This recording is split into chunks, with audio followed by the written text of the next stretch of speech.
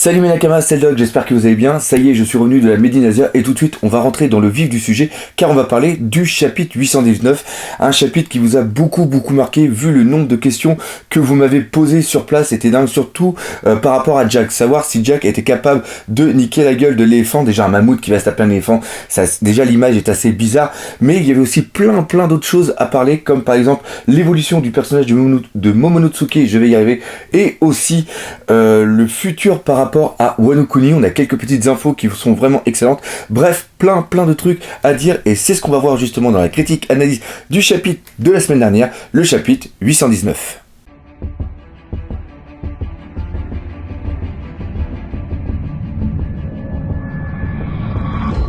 Avant de parler de Jack et aussi du pays de Wa, on va s'intéresser au cas Momonosuke, car je ne sais pas pour vous comment vous voyez justement cette personne, mais moi, Momonosuke était quelqu'un qui me tapait énormément sur les nerfs. Je ne voyais pas son... Pour moi, il n'avait pas de charisme, il avait rien du tout. C'était le petit gamin qu'on a envie de foutre des baffes, et c'est le gamin vraiment mesquin qui profitait un petit peu de son statut pour avoir par exemple les faveurs des femmes. Là, on va parler de Robin et aussi de Nami, et ça d'ailleurs, c'était assez comique quand on voyait la réaction de Brook, de Senji, et aussi de Kinemon, mais je ne voyais pas autre chose que lui. Je voyais pas son intérêt bien sûr dans le futur équipage des Mugiwara, même quand on a eu l'information par rapport à son père qui a appartenu à l'équipage de Goldie Roger, et là on peut voir un certain parallèle vu que son père a participé à l'équipage du dernier Seigneur des Pirates. Donc là on peut se dire bah tiens, ça serait cool que justement Momonosuke soit dans le futur équipage du Seigneur des Pirates, et franchement je ne voyais pas son intérêt, sauf que là avec ce chapitre maintenant Momonosuke a pris de l'importance. Et d'ailleurs, on peut voir une sorte de parallèle entre Momonosuke et Vivi. D'ailleurs, Momonosuke, maintenant, je vais l'appeler Momo.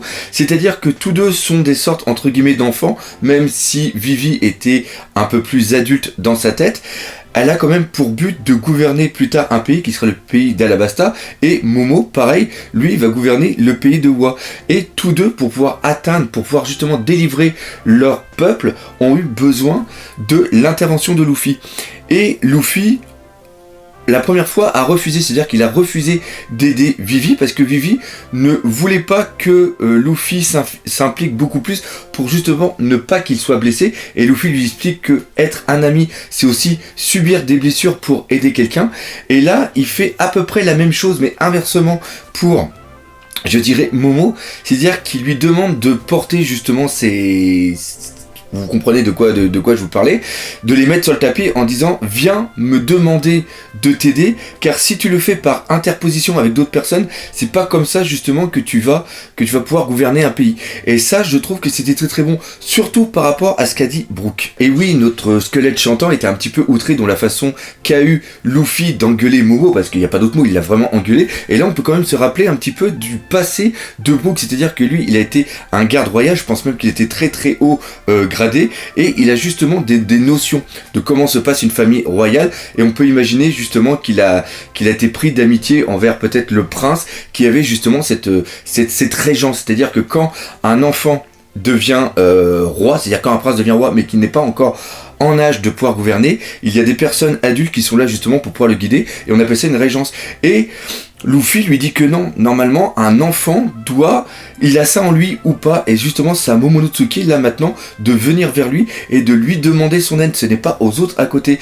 Et là on voit que Momonosuke a eu une très belle évolution, et surtout il y a un passage que même moi je n'avais pas remarqué au premier abord. Et ce passage c'est justement quand Nami elle aussi engueule Luffy et propose à Momonosuke, à Momo, de venir vers elle pour la cajoler dans ses nibards, un truc que normalement ne se refuse pas. Et là on voit Momo qui passe devant Nami, c'est qu'une seule case, et on voit même la tête de Nami qui est complètement surpris.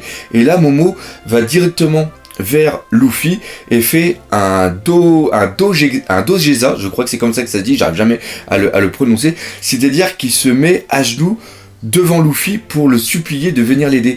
Et ça c'est vraiment énorme parce que on voit qu'à ce moment-là il n'est plus l'enfant qu'il était avant, il n'est plus la tête à claque qui va profiter justement des poumons de certaines personnes, et là il prend conscience que l'avenir va se décider maintenant, et par rapport à son statut, parce qu'on a vu aussi dans les épisodes, dans les chapitres précédents, que Luffy n'arrête pas d'engueuler Momo, et les autres sont outrés en lui disant mais putain c'est quand même peut-être le futur Shogun, donc aie un petit peu de respect.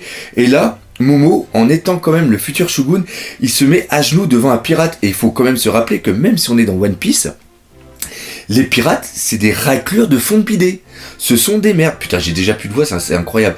Ce sont des merdes. Normalement, les pirates, ce sont des déchets de la civilisation, parce que ils ont seulement que pour but que piller, profiter de leur force pour asservir d'autres pays. Bon, c'est un petit peu ce que font des gouvernements. On est sûr. Mais là, je veux dire qu'un shogun se mettre à genoux devant un pirate, c'est quand même une image qui est hyper symbolique. La dernière fois qu'on a vu un Dojeza, c'est un amiral de la marine qui s'est mis à genoux devant Riku, autant pour moi, le roi de Dressrosa. C'est-à-dire que la comparaison entre les deux est quand même assez importante. Et là, on voit que Momo, moi je trouve que c'est vraiment génial, parce que de quelqu'un avec une pure tête à claque, que moi je détestais quand il faisait ses apparitions, et ben là maintenant, on voit quelqu'un qui prend du charisme. Maintenant, j'ai de la sympathie pour lui. Et je suis super heureux que les Mugiwara et l'alliance qui va être faite aillent pour libérer le pays de Wa, et que lui puisse être un shogun, parce que il a prouvé par ce geste qu'il est digne d'avoir ce poste. Et moi, je trouve que c'est vraiment génial. Et là où je veux appuyer la chose, c'est que c'est quelque chose que presque personne n'a parlé. Et pourtant, c'est l'évolution des personnages dans One Piece est quelque chose d'assez primordial, super intéressant. Cependant, pour que Momo puisse devenir le futur Shogun, il faut que le Shogun qui est en place actuellement et qui est en alliance justement avec Kaido soit destitué. Et là on va même aller plus loin que destitué, faut carrément qu'il soit mort, car l'une des dernières volontés justement de Oden, qui est le père de Momo, c'est que les frontières du pays de Wa soient rouvertes. Ça, le fait de dire qu'ils doivent être ouvertes à nouveau est très important, et surtout que le Shogun soit mort. Et ça, pour moi, c'est quelque chose qui m'a hyper marqué. Vous avez dû le voir normalement dans ma réaction live, car tous les méchants, entre guillemets, tous les boss que Luffy a combattus, ils n'ont été seulement que destitués. Même si c'était des merdes totales, même si c'était des personnes totalement abjectes. On va parler par exemple de Doflamingo, ce qu'il a fait pour le peuple est totalement incroyable. Le mépriser son peuple à un tel point, le contrôler, etc. Et pourtant, il n'a été que destitué, c'est-à-dire qu'il est toujours vivant. On peut prendre exactement la même chose avec Crocodile, même avec Arlong, ce qu'il a fait pour Nami, et pourtant il n'a été seulement que mis KO. C'est ça qui est dingue. Et là, on arrive carrément sur une mise à mort. Et encore une fois, les dernières morts qu'il y a eu dans One Piece, c'est la mort de Ace et la mort de Barbe Blanche, qui ont été des morts qui sont totalement justifiées. Attention, ne me faites pas dire ce que je n'ai pas dit. Je n'ai pas dit que j'étais content que Ace soit mort ou que Barbe Blanche soit mort. Ce n'est pas ce que j'ai dit. Mais c'était des morts qui étaient nécessaires pour le bien-être du monde de One Piece. Encore une fois, il faut bien prendre en conscience que les pirates, normalement, symbolisent le mal. Et la marine, elle, symbolise la justice. Le vrai.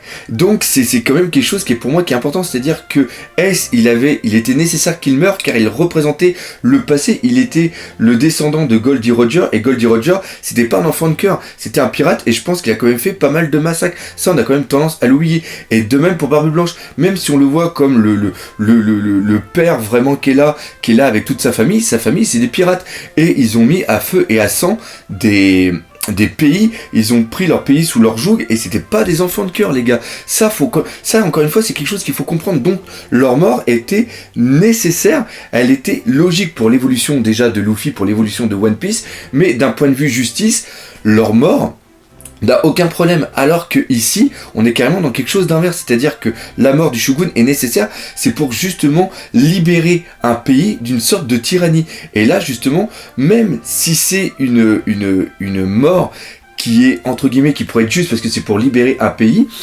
la mort n'a pas lieu d'être, parce que en l'enlevant, le Shogun, et en le mettant en prison, en le mettant quelque part, le peuple est libéré, c'est-à-dire que la mort de la personne n'est pas nécessaire. Et le fait de demander à Luffy, et que Luffy accepte, même si Momonosuke dit « je veux qu'on bute le cul de Kaido », on va quand même arriver sur la mort de quelqu'un. Et là, c'est annoncer la mort du Shogun, ça pourrait être pas mal, surtout si ce Shogun, c'est le père de quelqu'un. Je vous aide, ce quelqu'un a un œil qui est fermé avec une cicatrice. Maintenant, on va parler de Wa, parce que c'est quand même le gros arc qui nous attend, même s'il y a un petit détour par Big Mom, on va dire plutôt un gros détour, parce que Big Mom n'est pas non plus toute petite. Le pays de Wa, l'arc où on va parler de Wa, va être quand même quelque chose qui est très important. Pour moi, ça va même être une sorte de Marineford 2.0, mais ça je vais revenir plus tard. Ce qui est important déjà à comprendre, c'est que il y a une réouverture, ils veulent une réouverture justement du pays de Wa. Ça signifie justement qu'il a été ouvert envers les autres civilisations durant une époque. Et je pense même que c'était il n'y a pas longtemps, il y a peut-être 5-10 ans, car on a eu l'information que Ace, avec son équipage, y a sûrement été, parce qu'il a pu faire justement le chapeau par rapport à Oz Junior, et il a appris, il dit bien qu'il a appris à faire ce chapeau au pays de Wa. Et si le pays avait des frontières ouvertes, c'est-à-dire que tout le monde ne peut pas y aller, Ace aurait dû y aller avec son équipage en étant infiltré, et je pense pas que quand on est infiltré, on ait le temps de faire des chapeaux, apprendre à faire des chapeaux. Donc voilà. Donc pour moi, justement, il y a quelques années, c'est-à-dire 5 à 10 ans, le pays de Wa était ouvert, et suite à un événement, on ne sait pas encore lequel, le shogun a pris le pouvoir et justement a décidé de fermer les frontières.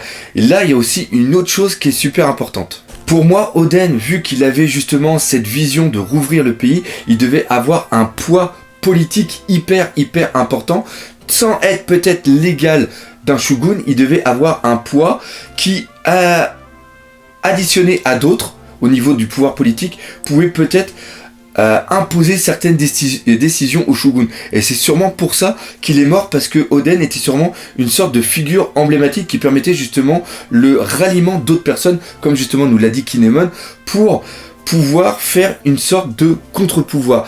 Et ça, c'est quand même assez important, parce que ça montre qu'on est face à une guerre civile dans le pays de Wa. Et justement, le fait que le pays de Wa soit un petit peu replié sur lui-même reprend le Japon pendant l'ère Edo, où il y avait une politique isolationniste, où justement il vivait en autarcie et il n'acceptait aucun étranger. Et ça s'est terminé en 1868 par l'arrivée d'un ambassadeur américain dont je ne me rappelle plus le nom, et le traité à son nom. De toute façon, je vous invite à regarder Wikipédia. Je vais pas tout vous faire sur le cul, hein. Vous pouvez faire des choses aussi par vous-même. Tout ça pour dire que tout à l'heure, je vous ai parlé que l'arc Wa sera peut-être un Marineford 2.0. Tout ça parce que les forces qui vont être en place sont absolument monstrueuses. Premièrement, on a Kaido qui est... rien qu'on a vu un teaser où le mec s'amuse à faire du bed jump sans élastique. Ça a été un truc assez de fou. D'ailleurs, on sait pas ce qui est devenu les 3 petits canards. Hein. Pour les 3 petits canards, regardez ma théorie par rapport à Shanks, vous verrez de quoi je parle. Après, on a les 2 calamités. On voit comment il est malade, comment il s'appelle, Jack. Et imaginez que les 2 autres soient pareils et même soient plus puissants, c'est un truc de fou. Après, on a un shogun. Je pense que le shogun, vu que c'est quelque chose qui est quand même par rapport à un art martial, je pense qu'il doit maîtriser pas mal sa race. Et il y a aussi, sous ses ordres, pas mal de familles avec des samouraïs. Et quand on voit le niveau de Kinemon, Kenjuro et aussi, c'est qui le 3e, Raizu, on peut se dire que c'est pas obligatoirement les plus puissants. Donc pareil, en face, il y a des samouraïs qui doivent arracher leur mère. Oui, j'aime bien cette expression. Après, on a aussi l'armée de Kaido, c'est-à-dire il y a au moins 500 Smiley ou Zoan ou on ne sait pas quoi sous ses ordres. Donc ça va quand même faire un certain pouvoir. Et en plus, on peut rajouter un petit dernier qu'on a peut-être totalement oublié. Il s'agit de X-Drake, qui a quand même l'air d'être assez puissant. Donc on a ça d'un côté, et en face, il faut obligatoirement qu'on ait quelque chose qui est autant de balance. Donc là, on a Luffy et son équipage, on a les 3 samouraïs, on a des Minks, et on va aussi avoir la flotte de Luffy. Là, on voit vraiment une certaine importance, et je pense même qu'il va y avoir quelqu'un d'autre, et là, vous allez voir, c'est une très grosse surprise. Pour moi, le peuple qui va arriver et qui va aider Luffy, justement dans l'arc Wa, c'est simplement le peuple d'Elbaf, car rappelez-vous, je ne sais pas si c'est Kinemon ou Raizu qui dit ça, mais ils ont dit que les premiers à qui ils allaient demander de l'aide, c'est les Minks, donc ça veut obligatoirement dire qu'il y a eu d'autres personnes dans leur esprit, d'autres peuples à qui ils allaient demander de l'aide, et je trouve que le peuple d'Elbaf serait vraiment très bon. En plus, dans la flotte, on a Ashruddin, et Ashruddin considère Usopp comme un dieu, et je trouve que justement là, ça pourrait faire un très bon mélange, un truc vraiment excellent. Bref, tout ça pour vous dire qu'on arrive à la fin de la vidéo et que je n'ai pas encore parlé de Jack qui veut se taper un éléphant, et justement on va voir ça dans la théorie qui est liée à ce chapitre 819. Cette critique analyse du chapitre 819 est maintenant terminée. J'espère comme d'habitude que vous l'aurez bien apprécié. Si c'est le cas, n'hésitez pas à partager, parlez-en autour de vous, laissez des commentaires, abonnez-vous, tiens aussi, ça fait du bien, et défoncez la gueule de ce putain de pouce bleu. Et nous, comme d'habitude, on se dit à bientôt pour de nouvelles aventures One Piece et surtout pour la théorie avec Jack. Allez, salut mes Nakamas.